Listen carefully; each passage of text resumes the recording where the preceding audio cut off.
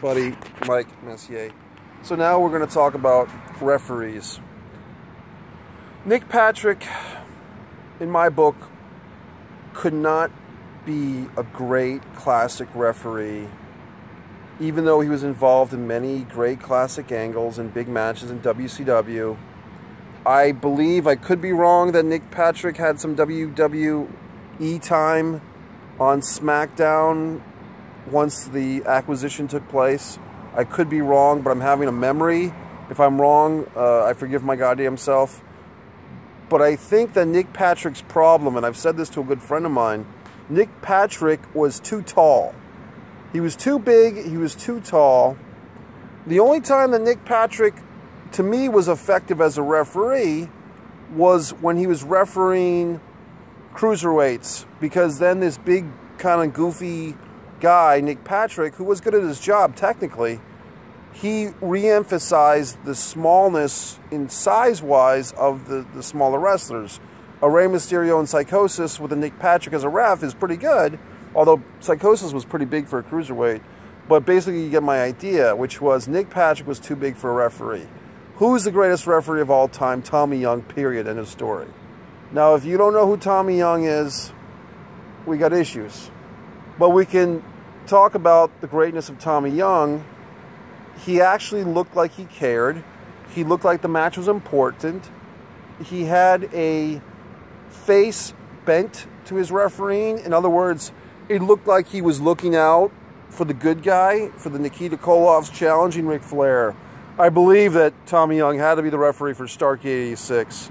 It had to be the case. I could be wrong. If I'm wrong, I'm a fucking asshole.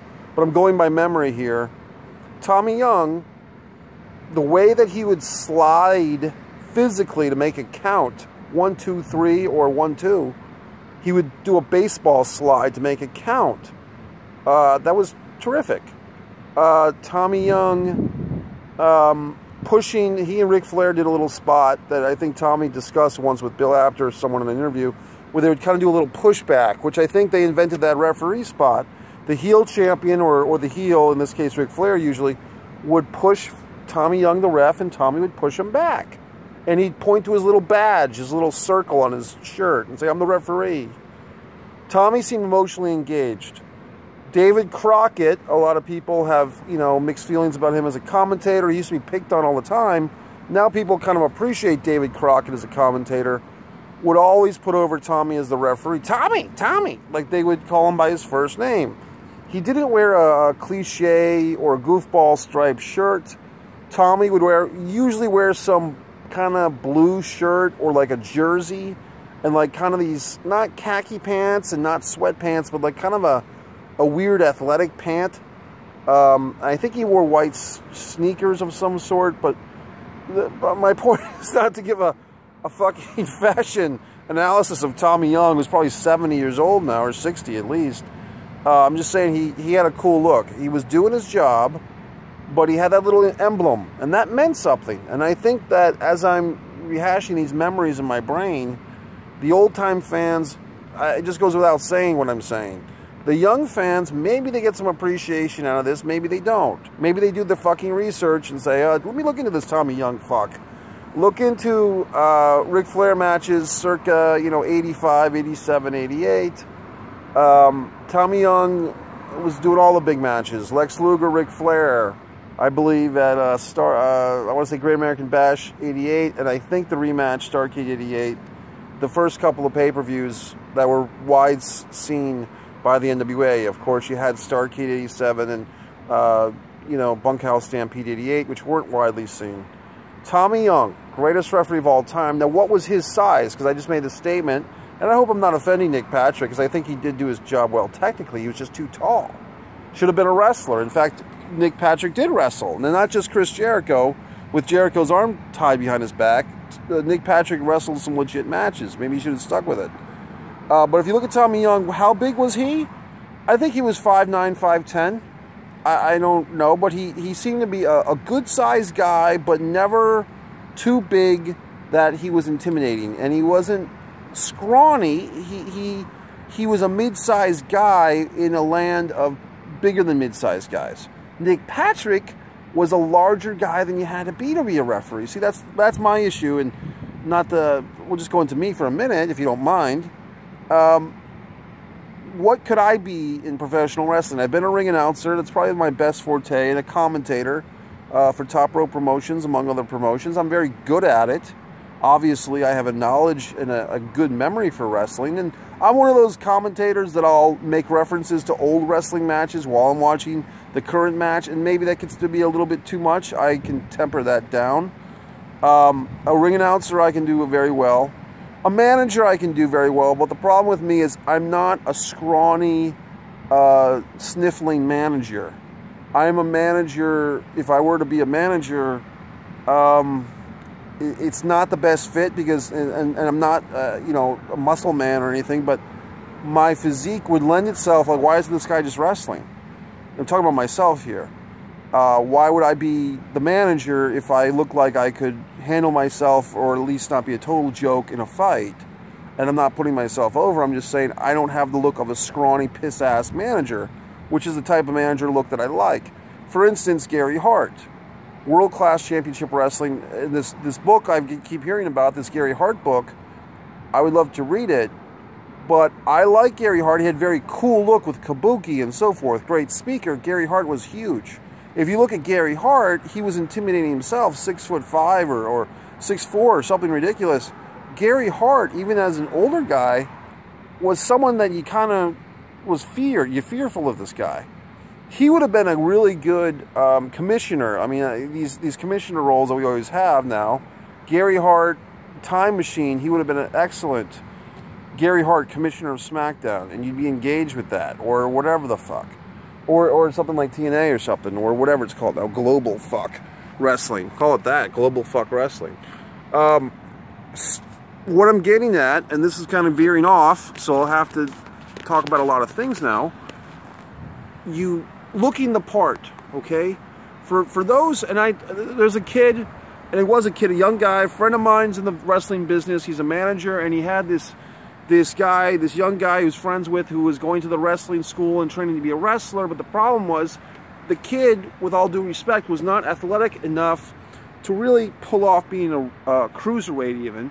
He didn't have the high flying ability. He was just a good kid who loved wrestling. Maybe he could take a bump, I don't know. But I said to him, why don't you be a referee? You could be a great referee. He was just athletic enough and had the enthusiasm that if he were to, and he, you know, I'm not putting the kid down, but he wasn't terribly bright.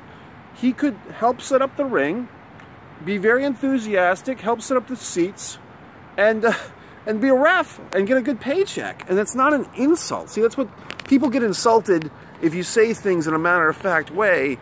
But the kid, honestly, probably didn't have the fortitude or the physique or anything, or the flying ability to really be a cruiserweight.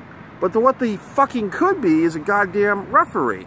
We need good referees. And I could have helped that kid study not Nick Patrick, Tommy Young, or even Nick Patrick, technically, but just knowing his size was a detriment. People love to talk about the fucking Hebners. Hebner. I've got no problem with Hebners. Earl and Dave Hebner. I mean, before they were in the WWF exclusively, and I think they had to go there exclusively after the Andre the Giant February 5th match, 1988, I believe that the deal with the Hebners was they had a cool thing because they were twin refs, but they never did that angle, as far as I know, the twin refs, until Andre beat Hogan, February 5th, 1988, Friday Night's Main Event. The Hebners were good. They had good, you know, they would get excited. Tim White, I'm a Rhode Island guy. Tim White's a legend around here because he owns a bar called The Friendly Tap. Tim White was good. He was, his physique wasn't the best because he was a big guy who, I mean, he was good, but he wasn't as good as Tommy Young, okay? So Tim White, BP+, okay? For the WWF, it was good that he actually had a personality, and that came through. And then his whole suicide angle was poor taste, of course, but it's WWE, and it's 2006, 2007 WWE, or whatever the fuck, 2004. What other great referees? The whole thing now, I guess, is this female referee. I've got no problem with that. I think that could work.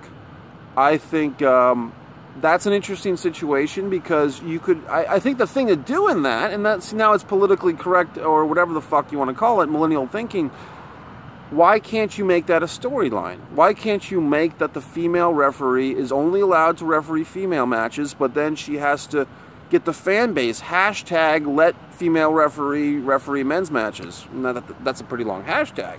But have the female referee do something where she wants to referee the men's matches. She wants to referee the main event of WrestleMania, and then there's a controversial decision. And then it's like, wait a minute, did she make the right call? And maybe Triple H or Stephanie or Shane reverses her decision, or Vince.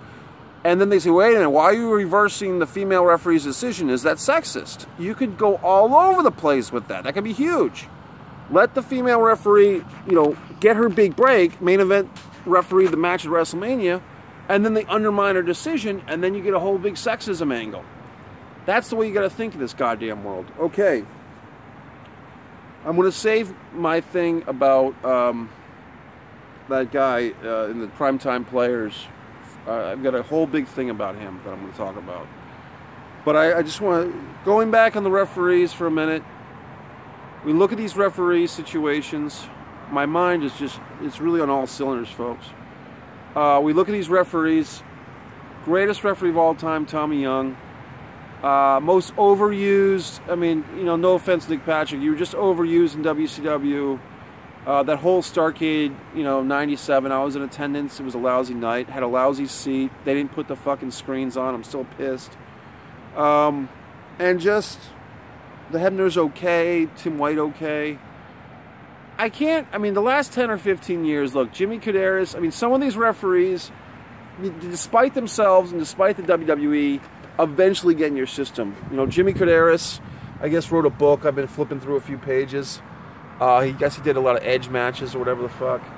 But it's just like, I don't know if these days they even give the referees names on TV. Look into this, folks, if you give a flying fuck. Back in the day, the referees were assigned by the state or by, the territory, not by the promotion. So you would see the Hebners refereeing matches, and the ring announcers too. Gary Michael Capetta, if you were in Baltimore and DC, NWA or WWF, you were getting Gary Michael goddamn Capetta as your ring announcer. It's true. And that's like going all the way to 84, even 85, and then Vince started doing, locking people down that they had to be his guy, which is, his deal. It's the greatest referee, Tommy Young. I don't know what to say about it. I'm sure I'm forgetting a ton. The female referee angle is genius. They should be using that. Scrappy McGowan. How can you forget? I guess I did, but I didn't. Scrappy McGowan had a crazy look for a referee. Blonde, almost albino-esque. Georgia Championship Wrestling. Once again, wearing an all-blue outfit. Okay, here's a couple of great referees. World Class Championship Wrestling. 2 fucking great referees. David Manning and Rick Hazard. Okay, who did I forget? Bronco Lubick. He was like Grandpa. He's like, okay, Grandpa is refereeing the match. Bronco was this, I guess he was a retired wrestler. He was just so slow, and his cadence was like, you thought the guy was going to fall asleep. But Rick Hazard and David Manning especially, would do mic work in the middle of a match and get mad. I'm trying to think of these other promotions. UWF, I can't remember. Carl Fergie comes to mind. Wasn't he a referee? So, somebody can help me out in the comments if you give a flying fuck. Blah, blah, blah. So referees was the topic. I'm going to get to my other thing, and then that's it. Thanks, Mike.